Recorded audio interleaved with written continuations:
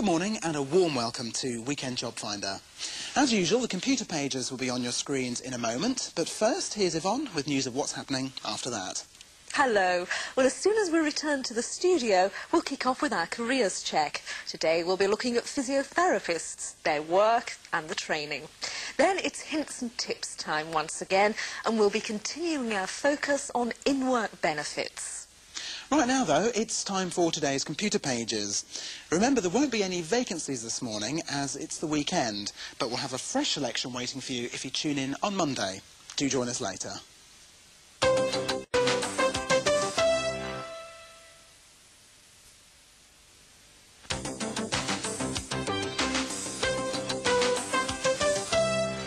Good morning, and if you were with us earlier, welcome back. In just a moment, we'll have a careers check on physiotherapy, and that's followed by some hints and tips on in-work benefits. But before we move on to those, here's a quick reminder of the Jobfinder helpline number. It's available 24 hours a day for inquiries about anything we've featured on the programme. You might want details of a course or scheme, or if it's in the week, a vacancy on the computer pages. Here's that number for you now. It's 021 633 4007. Leave a message on the answering machine together with your name and number, and we'll get back to you as soon as we can. And now for Careers Check, which this morning focuses on physiotherapy. It's a very popular career choice these days, with 4 people competing for every training place. And there are around 23,000 physiotherapists working in the UK. Their work ranges from rehabilitating people after an operation or a car accident to treating a more specific problem such as a muscle strain injury. And they work in more places than you might think. Physiotherapists are employed by hospitals, health clubs, gyms and sporting organisations such as football clubs. In fact, sports medicine in general is a big growth area. And many physiotherapists have set up their own practice and are self-employed. But it's still true to say that the great majority work within the NHS. As for personal qualities, well, basically you need to be someone who likes to work in a caring role. Patience and determination will certainly come in handy because rehabilitation can be a long, slow process. You also need to be quite assertive and not mind telling people what to do, in the nicest possible way, of course.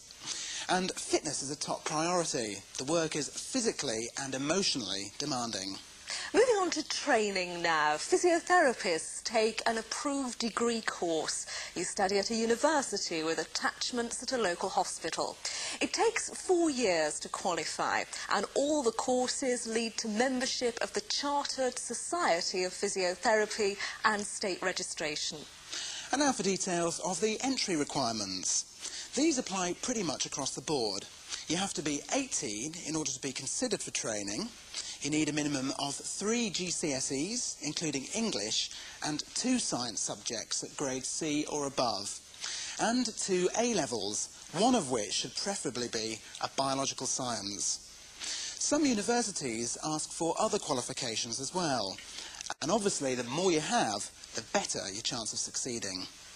And last but not least, salaries. And as always, there's quite a broad range. All these apply to posts within the NHS. Once you've qualified, you'll start off on £12,000.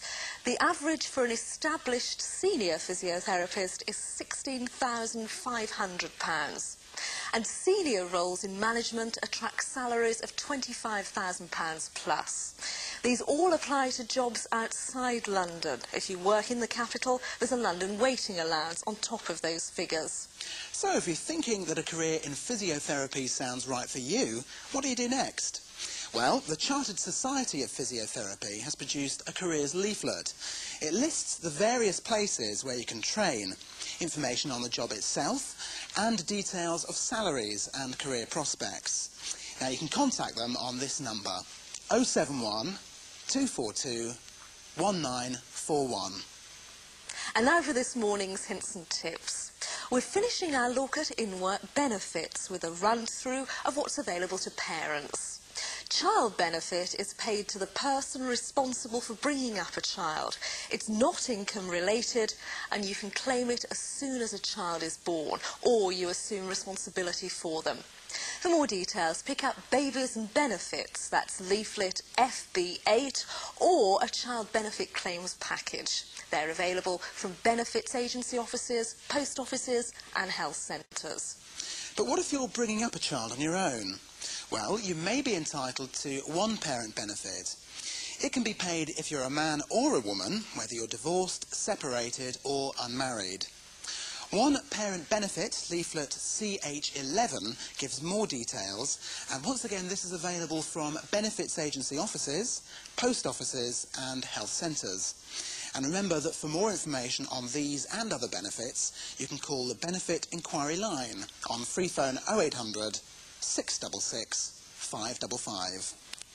And that's it from this morning's Hints and Tips, but we'll have more for you on tomorrow's programme. And that's all from Yvonne and me for today. I hope you join us tomorrow. We'll be taking a look at what's happening on Jobfinder next week. We'll see you then. Goodbye. Bye-bye.